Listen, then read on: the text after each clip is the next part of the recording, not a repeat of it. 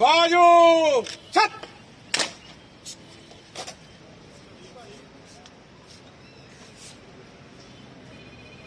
Guard बगल छत guard विसर्जन।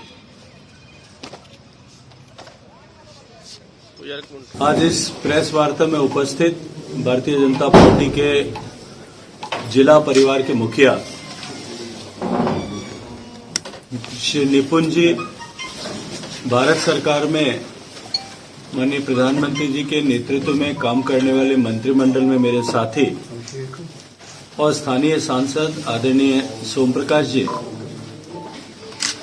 भारतीय जनता पार्टी पंजाब प्रदेश के प्रदेश महामंत्री डॉक्टर सुभाष शर्मा जी, आदरणीय जंगीलाल जी, भारतीय जनता पार्टी के सभी दायित्ववान वरिष्ठ कार्यकर्ता बंधुओं, प्रेस के साथियों,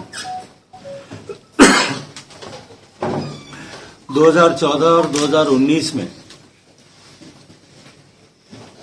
पूर्ण बहुमत की सरकार बना करके सामान्य मानवी के जीवन में परिवर्तन लाने वाली ऐसी लोक कल्याणकारी, सर्वस्पर्शी, सर्वहितकारी योजनाएं और उन योजनाओं के माध्यम से देश के अंतिम पंक्ति में खड़े व्यक्ति जो उस योजना का हकदार है उस तक उन योजनाओं का लाभ पहुंचा करके समाज के साधारण व्यक्ति के जीवन में परिवर्तन लाने के इस अभियान के साथ साथ में अपनी नीतियों से देश के पक्ष में किए जाने वाले निर्णयों से और देश के पक्ष में लिए गए दूरगामी कठोर फैसलों के चलते आज भारत का सम्मान पूरे विश्व भर में बढ़ा है। हम सब देख ही रहे होंगे कि बाली में जिस तरह से माननीय प्रधानमंत्री जी को G20 की चल रही बैठक में विश्व भर के ऐसे प्रमुख देशों के आए हुए नेताओं द्वारा जिस तरह से सम्मान मिला है और मिल रहा है, ये हम सब 130 करोड़ भारतीयों के लिए निश्चय ही संतोष का विषय है। हम 2022 के उत्तरार्ध में आज यहां बैठकर चर्चा कर रहे हैं और लगभग 1.5 साल से भी कम समय के बाद लोकसभा के चुनाव एक बार फिर होने वाले हैं। भारतीय जनता पार्टी केवल चुनाव के समय काम करने वाली मशीन ऐसी नहीं है। अभी तो भारतीय जनता पार्टी के कार्यकर्ता लगातार 5 वर्षों तक समाज से जुड़े हुए विषयों के साथ में जुड़ करके लोगों के जीवन में परिवर्तन लाने के लिए, उनके अधिकारों के लिए न केवल संघर्ष करते हैं अपितु निरंतर प्रयासरत रहते हैं। अब से पहले के हुए चुनाव में जिस तरह का गठबंधन भारतीय जनता पार्टी का यहां पंजाब प्रदेश में था, वर्तमान में हालात उसके उलट हैं, उससे परिवर्तन हुआ है। पिछला विधानसभा चुनाव भी भारतीय जनता पार्टी ने पूरी ताकत के साथ में अकेले अपने सहयोगियों के साथ मिलकर के लड़ा था।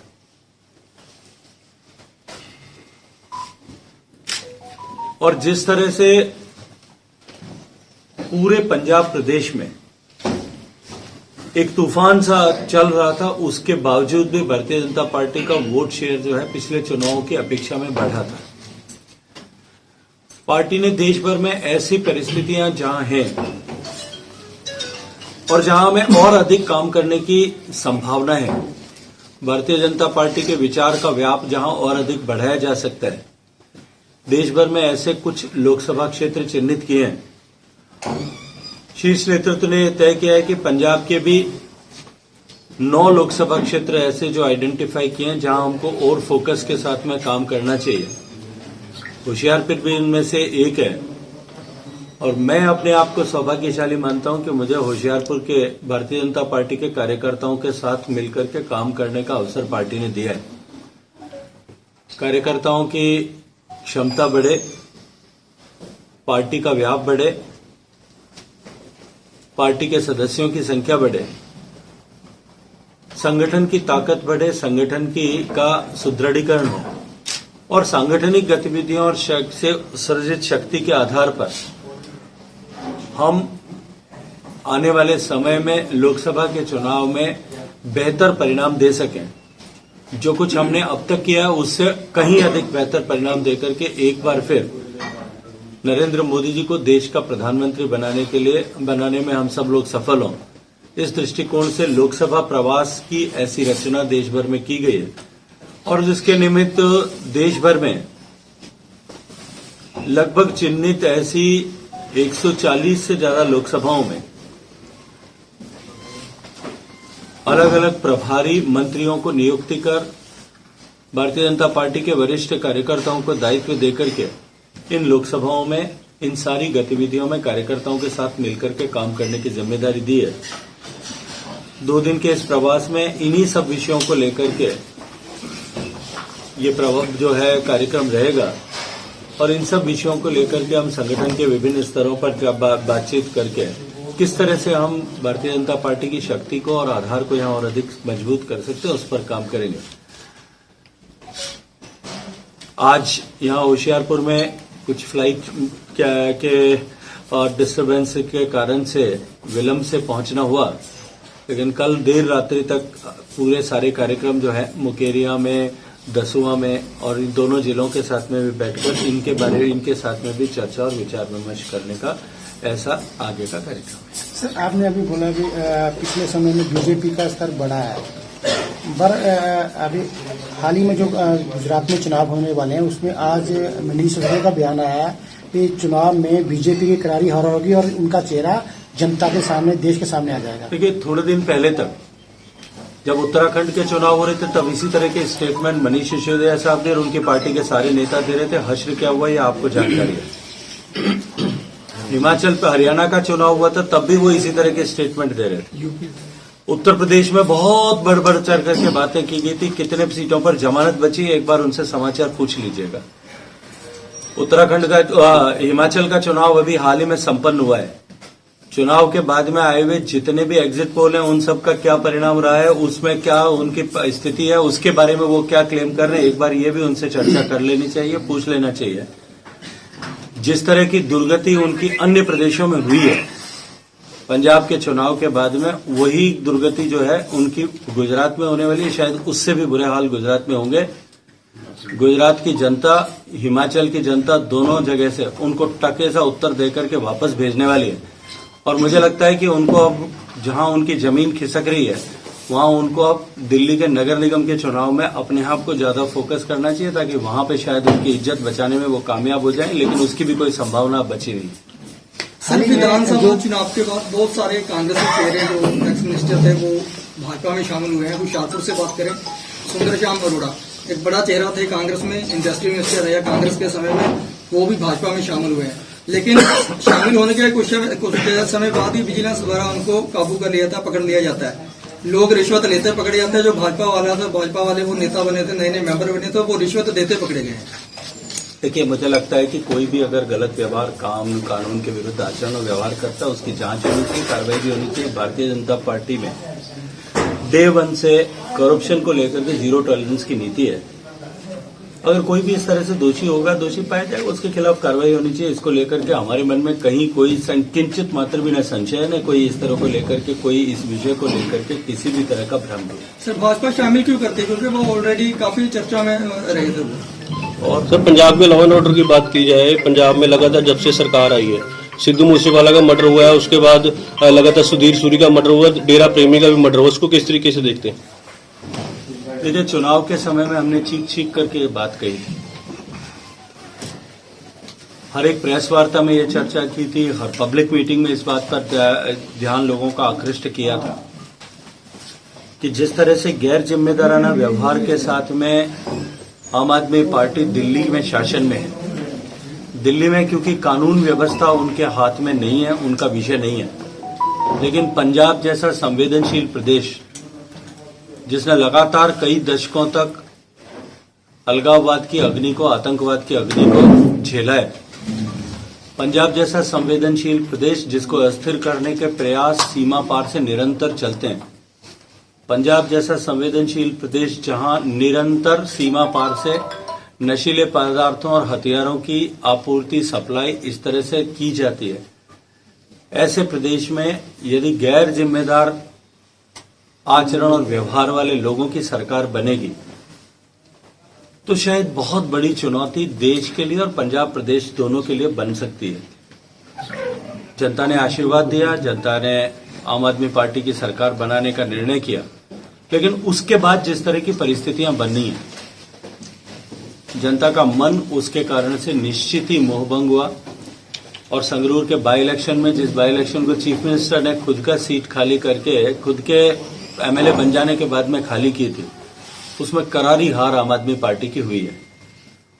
और उसके बाद में निरंतर इस तरह की घटनाएं हो रही है और उसको लेकर के न केवल प्रदेश के लोग चिंतित हैं, अभी तो पंजाब में इस तरह की बनने वाली परिस्थितियों को लेकर के देश में भी इस विषय में अपनी संवेदनशीलता वाले रखने वाले सभी लोग इस विषय को लेकर के चिंतित हैं। सर, बीजेपी में क्रेडिट वार चल रहा है होशियारपुर में। कौन सा वार चल रहा है? क्रेडिट लेने का। होशियारपुर 4 लेन जो फगवाड़ा वाला है, विजय सावला जी अपने सोशल मीडिया से करते हैं कि ये मैंने लिया है, ये पास करवाया। सोम प्रकाश जी कहते हैं ये मैंने किया। तो ये भाजपा किया तो भारतीय जनता पार्टी की दिल्ली की सरकार ने है ना। यहाँ भारतीय जनता पार्टी की दिल्ली की सरकार अगर कोई निर्णय करती है, भारतीय जनता पार्टी की दिल्ली की सरकार अगर कोई 4 लेन बनाती है, कोई रेलवे स्टेशन का अपग्रेडेशन करती है, कोई और भारतीय जनता पार्टी की सरकार यहाँ पर फिरोजपुर में जो है एम्स का एक्सटेंशन हॉस्पिटल बनाती है, होशियारपुर में एक्सटेंशन हॉस्पिटल बनाती है, फिरोजपुर में बनाती है। भारतीय जनता पार्टी परिवार भाव से काम करने वाली पार्टी है। हर एक कार्यकर्ता को, जो बूथ पर बैठे वाले छोटा कार्यकर्ता उससे लेकर के और जो सर्वोच्च सिंहासन पर बैठा है उस हर एक व्यक्ति का अधिकार है कि उस क्रेडिट को ले। मुझे उसमें कहीं भी कोई किसी तरह का दोष नजर नहीं आता। आज अकाली दल ने संकेत दिए हैं कि अगर आगामी समय में गठबंधन होता है तो अपनी बड़े भाई की भूमिका निभाने के लिए अकाली दल तैयार है। गठजोड़ के संकेत दिए हैं सकंदर सिंह मलूका जी ने। देखिए, न तो इस बात की भारतीय जनता पार्टी के नेतृत्व के समक्ष कहीं चर्चा है, न कोई इस बात पर चिंतन कर रहा है, न कोई इस बात पर विचार ही कर रहा है। किसी ने क्या स्टेटमेंट दिया है, मैं उस पर टिप्पणी करने का न तो अधिकारी हूं और न ही आवश्यकता समझता हूं। सर, NH3 जो है हमारा जो 4 लेन है चौहाल वाला चिंतपूर्णी वाला, उसकी हालत बहुत खस्ता है। 4 गांवों को रास्ता आपस में जोड़ता है। पिछले कई वर्षों से ऐसा इसकी हालत है। यदि कोई ऐसा विषय है मेरे संज्ञान में नहीं है, आप लोगों ने संज्ञान में लाया है, निश्चित रूप से स्थानीय लोगों ने उसके बारे में कोई चर्चा की होगी, मैं उस पर कोई सर, पंजाब के किसानों की बात की जाए, किसान फिर से धरना दे रहे हैं पंजाब सरकार के खिलाफ। इसको किस तरीके से, जो वादे इन्होंने किए थे, गन्ना किसान आज भी मुकेरिया में धरना दिया, 6 जगह पंजाब में अभी तो केवल पंजाब के किसान ही धरना दे रहे हैं।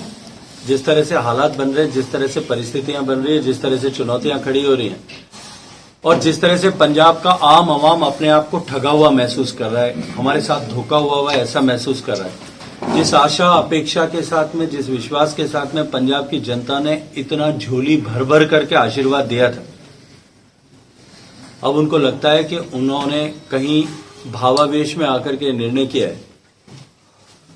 ये आंदोलनों की श्रृंखला इसी तरह से मुझे लगता है कि और बढ़ेगी और तब जाकर के शायद ये गूंगी बहरी सरकार कहीं न कहीं किसी तरह से जागेगी। एससीपी जी ਵੱਲੋਂ ਜਿਹੜੀ ਇੱਕ ਚਿੱਠੀ ਲਿਖੀ ਗਈ ਹੈ ਉਹਦੇ ਵੱਲੋਂ ਕਿਹਾ ਕਿ ਅਕਾਲੀ ਭਾਜਪਾ और ਜਿਹੜਾ आरएस ਦੇ ਬੰਦੇ ਆ ਉਹ ਅਕਾਲੀ ਦਲ ਦੇ ਵਿੱਚ दखल ना दें।